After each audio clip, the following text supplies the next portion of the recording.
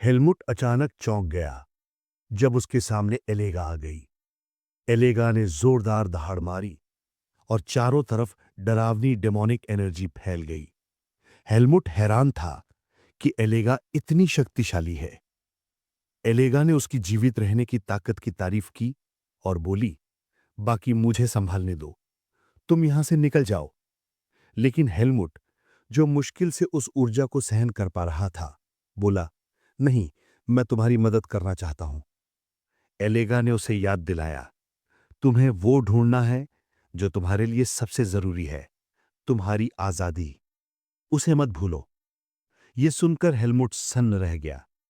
एलेगा ने कड़क आवाज में कहा, मेरी मेहनत व्यर्थ मत जाने दो, यहां से भागो। हेलमुट नाराज तो हुआ, लेकिन उसने एलेगा का शुक्रिया अदा किया और दौड़ पड़ा। अब एलेगा को अकेले ही नाहो का सामना करना था। नाहो एलेगा को देखकर आग बबूला हो गया। उसने गुर्राते हुए कहा, यह मेरी टेरिटरी है और तू इसमें दखल देने चली आई। एलेगा ने शांत लेकिन सख्त लहजे में जवाब दिया, मैं वही कर रही हूं जो जरूरी है। नाहो ठहाका मारकर हंस पड़ा। उसने एलेगा और हेलमुट के रिश्ते का मजाक उड़ाया और उसे गंदी बिल्ली तक कह डाला। वो बोला, तू खुद मेरी टेरिटरी में आई है, अब तुझे मारकर हेलमुट को भी निगल जाऊंगा। एलेगा ने ताना मारा, सिर्फ एक सिर के साथ मुझे हराना चाहती हो? कितनी मूर्खता है ये। नाहो बौखला गया और बिजली सी तेजी से उस पर टूट पड़ा। सीन बदलता है। हेलमुट अब अलग अलग राक्षसी दानवों का सफाया कर रहा था। नाहू की टेरिटरी से निकलने के बाद वो कई दिनों से लगातार भाग रहा था। खून से लथपथ जमीन पर खड़े होकर हेलमुट बुदबुदाया, जब तक ये नाहू जैसे ताकतवर नहीं है, बाकी राक्षस कोई समस्या नहीं। जंगल में चलते हुए उसे एहसास हुआ, अगर मेरी मुलाकात एलेगा और डेरियन से नहीं हुई होती तो मैं आज जिंदा भी ना होता। झरने के पास खड़े होकर हेलमुट ने अपने आप से कहा, मुझे इस जंगल से बाहर निकलना ही होगा, एलेगा और डेरियन के लिए। इस जगह का माहौल नाहो और एलेगा की टेरिटरी से बिल्कुल अलग था। यहां बमुश्किल ही कोई डेमोनिक एनर्जी महसूस हो रही थी। अचानक हेलमुट के भीतर की सीड ऑफ डार्कनेस अजीब तरह से प्रतिक्रिया करने लगी। तभी हेलमुट को एहसास हुआ, ये डिवाइन बैरियर की वजह से है। सौभाग्य से उसने तुरंत अपनी विश से उस सीड ऑफ डार्कनेस को ढक लिया, वरना उसे बेहद प्रताड़ित महसूस होता। हेलमेट अपने शरीर को देख ही रहा था कि अचानक एक पंख आकर उसकी हथेली पर गिरा। वो हैरान रह गया। ऊपर से एक विशालकाय पक्षी उड़ता हुआ उसके सामने आकर उतरा। पक्षी भी चकित था कि उसके इलाके में कोई इंसानी बच्चा खड़ा है। उसने हेलमेट से पूछा, तुम मेरे टेरिटरी में क्या करने आए हो? हेलमेट स्तब्ध रह गया। तभी उसे एहसास हुआ कि एरुगो ने जानबूझकर उसे झरने की जगह बताई थी, क्योंकि यहां कोई खतरनाक डेमोनिक बीस्ट मौजूद था। वो डेमोनिक बीस्ट अपना नाम बताता है, इग्रेल। उसने हेलमुट से उसका नाम पूछा। हेलमुट ने भी अपना परिचय दिया। तभी हेलमुट को याद आया कि उसने पहले भी इग्रेल का नाम सुना था। एलेगा ने बताया था कि इग्रेल जंगल के उत्तरी हिस्से का शासक है और बेहद जिज्ञासु डेमोनिक बीस्ट है। इग्रेल ने ध्यान से हेलमुट को सूंघा। उसे हेलमुट के शरीर पर नाहो की गंध मिली और साथ ही एलेगा की भी। उसने गुस्से में पूछा, क्या तुम नाहो या एलेगा के बच्चे हो? हेलमुट ने आत्मविश्वास से कहा, मैं एलेगा का परिवार हूं। यह सुनकर इग्रेल दहाड़ पड़ा। उसने डरावनी डेमोनिक एनर्जी छोड़ते हुए कहा, तो एलेगा का परिवार मेरी टेरिटरी में घुस आया है? हेलमुट ने जवाब दिया, मैं खुद आया हूं अपनी वजहों से। इग्रेल गरजते हुए बोला, तो बताओ तुम्हारी वजह क्या है? हेलमुट ने गहरी सांस ली और बोला, जो काम मैं करने आया हूं वो तुम्हारी जिज्ञासा भी पूरी करेगा। मैं पहला अस्तित्व बनूंगा जो डिवाइन बैरियर पार करेगा। यह सुनकर इग्रेल ठहाका मारकर हंस पड़ा। वो बोला, तुम्हारे भीतर का सीड ऑफ डार्कनेस तुम्हें इंसान नहीं, एक डेमोनिक बीस्ट जैसा बना देता है। हेलमुट ने विनती की, मुझे एक मौका दो। पूरे जंगल में सिर्फ मैं ही हूं जो इस हिस्से में आया है और डिवाइन बैरियर पार करने की कोशिश कर रहा है। इग्रिल ने गुस्से में कहा, यह मूर्खता है। मैं तुम्हें इंसान शिकार की तरह जलकर मरने क्यों दूं? हेलमुट ने दृढ़ आवाज में कहा, जंगल में इंसानों की कमी नहीं है, लेकिन मैं ही वो अकेला इंसान हूं जो इस बैरियर को पार कर सकता है। इग्रेल हेलमुट की बातों से उत्सुक हो गया। वो बोला, अच्छा, तो तुम सच में ये करना चाहते हो? शायद तुम ही एकमात्र इंसान हो जो इतनी मूर्खता कर सकता है। हेलमुट ने आत्मविश्वास से कहा, और तुम पहले डिमोनिक बीस्ट बनोगे जो देखेगा एक इंसान डिवाइन बैरियर पार करते हुए। ये सुनकर इग्रेल ने उसकी शर्त मान ली। वो बोला, ठीक है, जब तक तुम कोशिश करोगे मैं तुम्हें दूसरे डिमोनिक बीस्ट्स से बचाऊंगा, लेकिन अगर कुछ हुआ तो अपनी आखिरी बातें मुझे बता दो, मैं उन्हें एलेगा तक पहुंचा दूंगा। हेलमुट ने दृढ़ आवाज में कहा, एलेगा को बस ये कहना कि मैं इस जंगल से बाहर निकल गया। इग्रेल हैरान रह गया। उसे समझ आया कि हेलमुट चाहता है चाहे नतीजा कुछ भी हो, एलेगा को यही संदेश पहुंचे। थोड़ी देर सोचने के बाद इग्रेल ने उसकी बात मान ली। हेलमुट ने राहत की सांस ली और झरने में छलांग लगा दी। वो गहराई तक डुबकी लगाते हुए नीचे पहुंचा। हेलमुट ने अपनी विष से पूरे शरीर को ढक लिया। नीचे पहुंचते ही उसने देखा बैरियर में एक सुराख है। वो उस छेद से भीतर तैरने लगा। अपने आप से बोला, मैं जिंदा रहूंगा और इस फॉरेस्ट ऑफ रूट से आगे निकल जाऊंगा। लेकिन तभी डिविनिटी यानी शुद्धिकरण की शक्ति उस पर हावी हो गई। डिवाइन बैरियर ने उसके भीतर की सीड ऑफ डार्कनेस को ठुकरा दिया।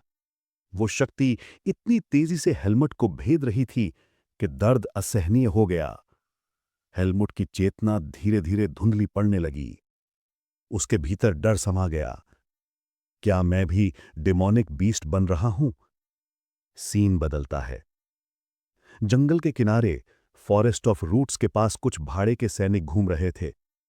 उनमें से एक लड़के ने अपनी नेता तान्या से पूछा, हम यहां क्यों रुके हैं, इतनी अजीब जगह पर? तान्या ने शांत लहजे में जवाब दिया, अगर थोड़ी देर आराम कर लें तो हम और दूर तक जा पाएंगे। अगर थके हुए हालत में किसी डिमोनिक बीस्ट से सामना हो गया तो सबकी मौत तय है। यह सुनकर लड़का, जिसका नाम पिन था, डर से कांप उठा। तान्या ने उसे आदेश दिया, जाओ और पानी लेकर आओ। पिन ने झुंझलाते हुए कहा, हर तरफ अंधेरा है, कहां से लाऊं? तान्या गुस्से से आग बबूला हो गई। उसने उसे लात मारते हुए चिल्लाया, जाओ और पानी लेके आओ। पिन जैसे ही नदी के पास पहुंचा, उसे कुछ अजीब सा महसूस हुआ। जब वो पानी तक पहुंचा तो उसे कुछ समुद्री घास जैसा दिखाई दिया। लेकिन जब उसने ध्यान से देखा तो उसे एहसास हुआ कि उसके हाथ में हेलमेट के बेहोश शरीर के बाल थे। पिन ये देखकर डर गया और घबराकर अपने टोली के पास वापस भागा। बाकी लोग हैरान हुए और उससे पूछा कि क्या हुआ। पिन ने बताया कि नदी में एक लाश तैर रही है। यह सुनकर बाकी लोग हंस पड़े।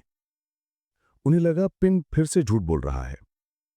उनका मानना था कि पिन ने कोई लकड़ी देखी होगी और डर के मारे उसे लाश कह दिया। तान्या ने पिन से कहा कि वो उसे लाश दिखाए। पिन ने नदी की तरफ इशारा किया, लेकिन तान्या ने गुस्से में उसे लात मारते हुए कहा कि रास्ता दिखाओ। नदी किनारे पहुंचकर पिन ने तान्या को हेलमुट का शरीर दिखाया। तान्या ये देखकर हैरान रह गई। उसने पहले सोचा कि हेलमुट मर चुका है, लेकिन जब उसने ध्यान से देखा तो पाया कि हेलमुट अभी भी सांस ले रहा है। उसने तुरंत पिन को मदद के लिए कहा। पिन डर से कांप रहा था, लेकिन तान्या ने बिना समय गवाए हेलमुट को पानी से बाहर खींच लिया। सीन बदलता है। हेलमुट पट्टियों से बंधा हुआ जागता है। वो नहीं जानता था कि वो कहाँ है और क्या वो फॉरेस्ट ऑफ रूट से सचमुच निकल पाया। तभी तान्या उसके पास आती है और कहती है, अब तुम सुरक्षित हो, हम तुम्हारे साथ हैं। उसने हेलमुट से अपना नाम पूछा। हेलमुट ने अपना नाम बताया। फिर तान्या ने उसके बारे में और जानना चाहा। हेलमुट ने कहा कि उसे अपने बारे में कुछ भी याद नहीं है। तान्या चौंक गई क्योंकि हेलमुट के शरीर पर कोई गहरी चोट नहीं थी। उसने सोचा कि शायद पानी में गिरने से उसके सिर पर चोट लगी होगी। फिर तान्या ने अपना परिचय दिया। मैं तान्या हूँ, 3rd rank silver medal mercenary, face mercenary corps से। यह सुनकर हेलमुट हैरान रह गया कि कोई और इंसान भी यहाँ मौजूद है। उसने तान्या से उनकी लोकेशन पूछी।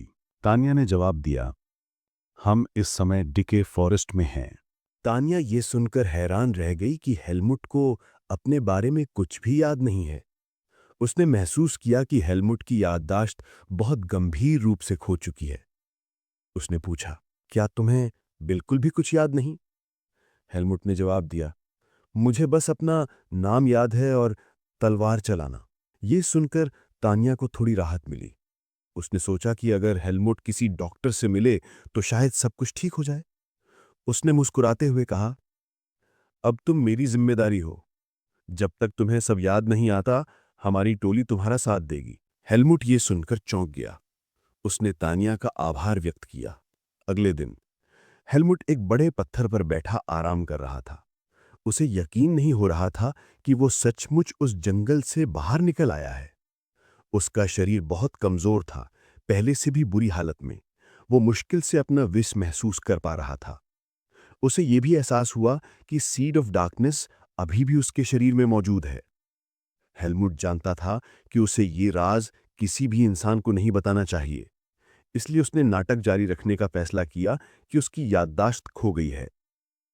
हेलमुट ने अपनी गर्दन से लटक रही माला को देखा और खुद से कहा, मुझे इसके असली मालिक को ढूंढना होगा।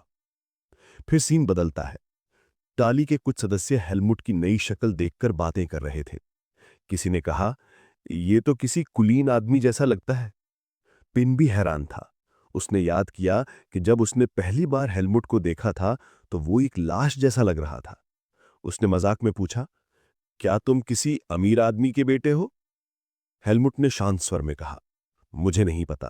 तानिया उसके पास आई और उसके कंधे पर हाथ रखते हुए बोली, अब तुम पहले से बेहतर दिख रहे हो। कैसा महसूस कर रहे हो? हेलमुट हल्की मुस्कान के साथ बोला, काफी बेहतर, तुम्हारा धन्यवाद। पिन ये देखकर चिढ़ गया और बोला, तानिया, तुम इसके साथ इतनी अच्छी हो क्योंकि ये सुंदर है? तानिया गुस्से से भड़क उठी और पिन को घूंसा मारते हुए बोली, चुप रहो, जाओ और बाकियों की मदद करो। फिर तानिया ने हेलमुट से कहा, 4 दिन बाद हम एक गांव पहुंचेंगे। वहां मैं तुम्हें एक अच्छे डॉक्टर से मिलवाऊंगी। तब तक थोड़ा सब्र करो। हेलमुट ने मुस्कुराते हुए जवाब दिया, तानिया, तुम्हारा बहुत बहुत शुक्रिया। फिर तानिया ने हेलमुट के सर पर हाथ फेरते हुए कहा कि वो चिंता करने की जरूरत नहीं है। इसके बाद उसने अपने आदमियों को रवाना होने की तैयारी करने का आदेश दिया। हेलमुट और पिन दोनों तानिया के इस व्यवहार से हैरान थे। सीन बदलता है और हम देखते हैं कि हेलमुट दल के साथ आगे बढ़ रहा है। फिन ने उसे धीरे चलने को कहा क्योंकि उसका शरीर अभी कमजोर है। उसने बताया कि उनकी गाड़ी तेज है, पीछे रह गया तो पकड़ना मुश्किल होगा। लेकिन हेलमुट ने जवाब दिया कि वो अपने शरीर को ढीला करने के लिए पैदल ही चलेगा। रास्ते में हेलमुट घोड़े को सहलाने लगा।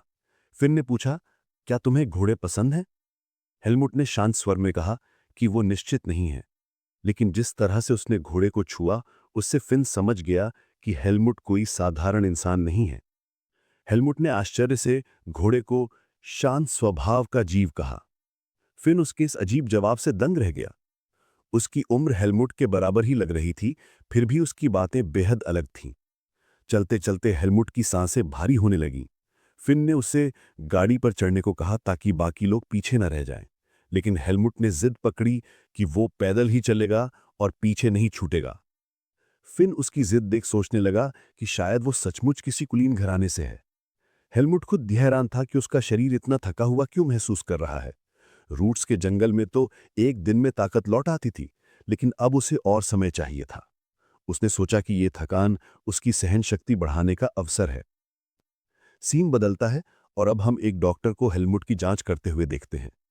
डॉक्टर ने कहा कि हेलमुट बिल्कुल ठीक है, उसका शरीर मजबूत है और वो दूसरों से कहीं तेजी से ठीक हो जाता है। तानिया ने संदेह जताया, क्या तुमने ठीक से देखा है? डॉक्टर चिढ़ गया और बोला, अगर इतना शक है तो खुद ही इलाज कर लो। तान्या गुस्से में बोली, हेलमुट लंबे समय तक बेहोश रहा है, ढंग की जांच करो, ढोंगी ना बनो। डॉक्टर तमतमाते हुए चिल्लाया कि हेलमुट की काया असाधारण है और वो बहुत तेजी से स्वस्थ हो जाता है। फिन ने डॉक्टर से हेलमुट की भूलने की बीमारी के बारे में पूछा। डॉक्टर ने कहा कि यह तात्कालिक है, जल्द ही यादें लौट आएंगी। उसके सिर में कोई समस्या नहीं है। उसने कुछ दवा दी और उन्हें चलता किया। जाते जाते उसने तान्या को मूर्ख कह दिया कि वो उसके जैसे प्रोफेशनल को चुनौती दे रही है। तान्या ये सुनकर गुस्से से भर गई। उसने बूढ़े आदमी पर चिल्लाना शुरू कर दिया और उसे बुजुर्ग पागल तक कह डाला। ऐसा लग रहा था जैसे वो उस पर हमला ही कर देगी। सीन बदलता है और हम तान्या को हेलमेट के साथ चलते हुए देखते हैं। तान्या उससे पूछती है कि अब वो ठीक तो है ना, क्योंकि फिन ने उसकी सांस लेने की समस्या का जिक्र किया था। हेलमुट ने जवाब दिया कि दवाई लेने के बाद वो अब काफी बेहतर महसूस कर रहा है। तान्या को याद आया कि हेलमुट ने कहा था कि उसे तलवार चलानी आती है। उसने अंदाजा लगाया कि जरूर उसे किसी माहिर ने ट्रेनिंग दी होगी। हेलमुट उसकी ये बात सुनकर हैरान रह गया और बोला कि सच में जैसे ही उसने तलवार उठाई उसे बहुत परिचित सा एहसास हुआ। तभी तान्या ने मुस्कुराते हुए उससे पूछा, क्या तुम मेरे साथ एक मुकाबला करना चाहोगे? हेलमुट ये सुनकर चौंक गया। तान्या ने कहा कि दबाव महसूस मत करो, उसका मकसद सिर्फ उसकी याददाश्त जगाना है। तान्या रैंक 3 की सिल्वर मेडल भाड़ी की सिपाही थी और समाज में उसका काफी सम्मान था। हेलमेट ने सोचा कि यह मौका अच्छा है जिससे वो अपनी ताकत का अंदाजा लगा सकता है। दोनों ग्रुप के ट्रेनिंग सेंटर पहुंचे। वहां मौजूद लोग तान्या को देखकर दंग रह गए। जब उन्होंने सुना कि हेलमेट तान्या से मुकाबला करेगा तो वो मजाक उड़ाने लगे और बोले, कृपया उसके चेहरे पर हल्का हाथ रखना। तान्या ये सुनकर भड़क गई। उसने तुरंत उन्हें ढूंढ डाला और फिर हेलमेट को लकड़ी की तलवार थमाते हुए बोली, मुकाबला तब खत्म होगा जब कोई जमीन पर गिर जाएगा। उसके चेहरे पर आत्मविश्वास भरी मुस्कान थी। वो बोली, पूरी ताकत से वार करना, क्योंकि मैं इस ग्रुप की वाइस कैप्टन हूं, मुझे हल्के में मत लेना। हेलमेट समझ गया कि उसका शरीर पूरी तरह ठीक नहीं है और उसकी विस यानी कि आंतरिक शक्ति भी वापस नहीं आई है। उसने सोचा कि ताकत से जीतना नामुमकिन है, इसलिए वो उसकी चालों को मोड़कर जवाब देगा। उसने गहरी सांस ली और तलवार थामकर स्टांस लिया। ये देखकर वहां मौजूद सभी लोग दंग रह गए। हेलमेट की मुद्रा किसी असली तलवारबाज से कम नहीं थी। हेलमेट तेजी से तान्या पर झपटा।